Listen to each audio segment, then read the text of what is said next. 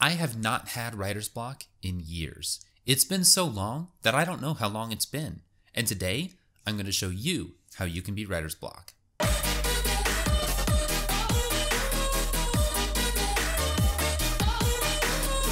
Hello everyone, thank you again for joining me. My name is David Webb, and today we're going to be talking about how to beat writer's block. Writer's block is notorious among writers of all kinds: songwriters, fiction writers, non-fiction writers, journalists. But within all these kinds of different writers, writer's block has this same mythological, nefarious reputation.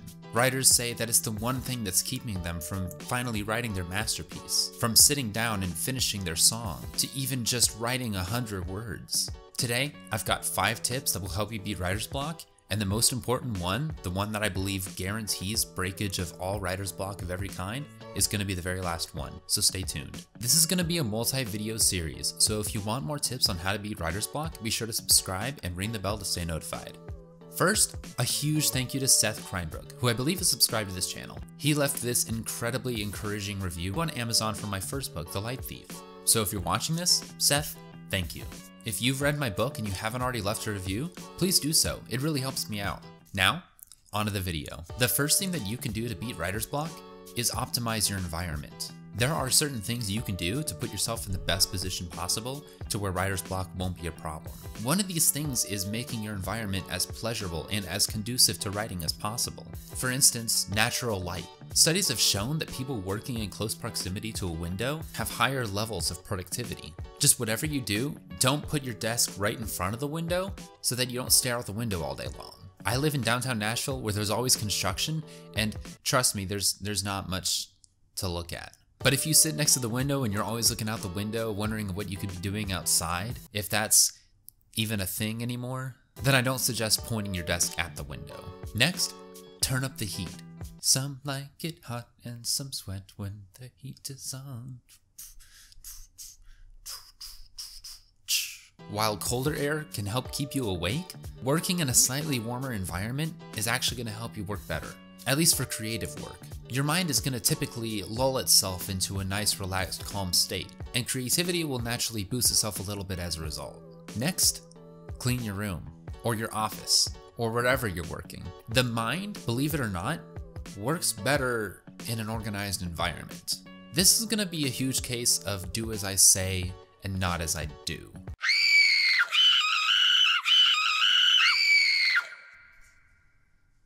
Because to almost every rule, there's an exception. Not everyone's minds work best in an organized environment, and in some cases they work better when it's a little bit messy. My room isn't a disaster, but it's not the most clean thing you've ever seen. But according to research, most people work better in an organized environment, and that means a clean room. For the 5 of you who are still here and didn't just close the video, thanks for sticking around. On to the next tip.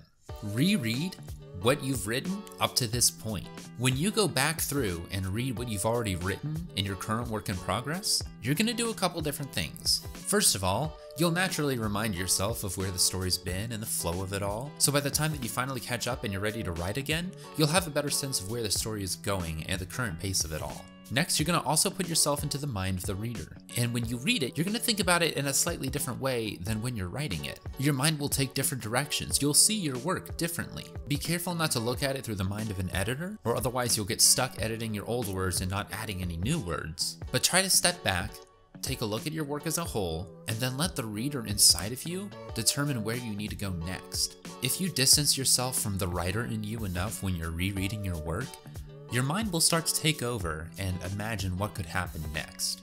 It's hard to describe, it's almost like an intuition. Surely you've read books or you've watched movies, and you'll get to a certain point and you'll predict what happens next. By the way, this is a great exercise for any writer, is to just watch stuff and try to predict the plot. You'll be amazed at the stuff you can come up with, and you'll be even more amazed when what you think of is better than what the original writer thought of. But if you just sit back and let yourself imagine once again, you'll be surprised at where your imagination takes you. Now, if cleaning your room didn't turn you off from this video, this next word will. Another great way to beat writer's block is to outline. I know a lot of you write by the seat of your pants. I do too, to some extent. If you haven't already outlined, taking a high-level overview of where your work is now and where you want it to go can really help you in the grand scheme of things. It's really easy to lose yourself in the trenches of writing and just focus on the one thing that's in front of you. And that's a prime recipe for writer's block. But if you take a step back, think about where you've been so far and how you want to end the book, your mind will start to kind of fill in the gaps here and there about what needs to be written from this point on. This is one of the benefits of outlining. When you write from a high-level overview, it's a whole lot easier to break down and to go into detail into each individual scene. It's a whole lot harder to stay focused, and it's a lot easier to get distracted when you can't think of exactly what happens next in this one chapter. A few years ago, I deviated from my sworn tactic of writing by the seat of my pants. And that choice was one of the best I've ever made in my writing. Outlining has been huge in helping me to get past troublesome parts of my story. It's one of the reasons I don't have writer's block, is because when I get to a difficult scene, I skip it and I come back to it later, because I know where my outline is going to take me next. I can skip to another scene, a later scene, one that I'm more passionate about, and I can always return to this one later. If you're a writer that writes by the seat of your pants, give outlining a try. You don't have to outline your entire book, just 5, 10 key scenes that will take your story from inciting incident to midpoint to climax. And now, the ultimate cure for writer's block, the one thing that will help you no matter what kind of writer you are, no matter what you're writing, no matter how long you've been stuck. You ready for it? Write. Every single day. This is another thing that I said before, and I will say it again. I cannot stress how important it is that you, a writer, write. When you write every single day, you're training your mind to realize that you're a writer. Real quick story, I was at a networking event with a few other authors the other day, and one of them, who had written 1 or 2 books by the way and is just working in a publishing house somewhere, said, only write when you're inspired. It's the only way you're ever going to truly bleed emotion onto the page. And I wanted to stand up and scream. The only reason I didn't is that this was technically a panel and there were people talking and I didn't want to be a jerk. A couple other panelists stepped in and offered their own advice, which kind of balanced it out a little bit, but no one ever truly dispelled what he was saying, that you should only write when you're inspired, which is the worst advice you could ever give to a writer. There's no discipline in that. And I know that's a tough word, but if you want to be a writer, you gotta be disciplined. There's gonna be a lot of times when you'll not want to write anymore because no one's seeing what you're doing. It's so far off from being done. You got a 1-star review on Amazon. You'll need discipline. Next, if you only wait until you're inspired, you're never gonna get anything done. You'll sit down once a week, once every 2 weeks, once a month, because here it is coming along, giving you an amazing idea of where to take this story next, and then suddenly you're hammering away at the keyboard and the endorphins vanish. You suddenly realize, oh, I'm working, I'm writing, and then before long, it could be thousands of words later, hundreds of words later, dozens, it'll be gone. The inspiration will end. You'll snap out of it and you won't touch your work in progress again for another several weeks. Not everyone's like that. Maybe some people wait for inspiration and they'll write every few days. But everything I said stands. Never wait for inspiration. And the more you write without waiting for inspiration, the more frequently inspiration will come. Another reason why you shouldn't wait for inspiration is because when you get inspiration, typically you're gleaning inspiration from something that you've already seen or that you've already read. It's been said that the first thing you think of is not original. It's coming from something else. So when you only wait for inspiration, your writing will be nothing more than a series of events that your subconscious has gleaned from other sources. A bonus tip is write at the same time every day. Think about the habits that you form.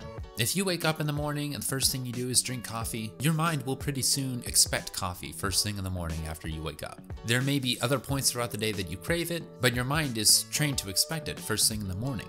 If you write at the same time every single day, your mind will soon realize, okay, 3 o'clock, it's time to write. It'll become practically second nature. It's going to be a whole lot easier to slip into that writing mode at 3 o'clock. You'll get writing faster, it'll be easier, it'll be more natural, and writer's block will become a thing of the past.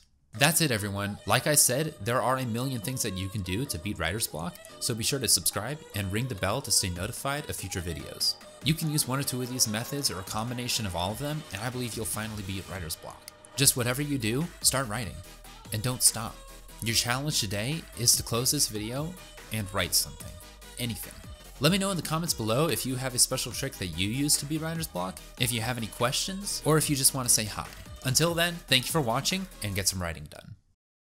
And now, the moment you've all been waiting for. It's time to randomly select a winner from one of my previous videos and give away a free signed copy of my first book, The Light Thief. Alright everyone, here we go. What we're going to do is we're going to take this YouTube link right here, and we're going to use this handy dandy YouTube random comment picker, and we're going to hit load comments. Alright, it's loaded 65 comments, looks pretty good. And here we go, we're going to randomly pick the winner. Alright, congratulations to Caleb, who conveniently enough seems to be quote-unquote really interested in reading my book. So congratulations Caleb, I'm going to be sending you a message to get your information, and I'm really looking forward to the next time we get to do these giveaways. And don't wait for the next time I do a giveaway to leave a comment. I really enjoy hearing what you think about my videos and any ideas you might have. It's really encouraging and I read every single one.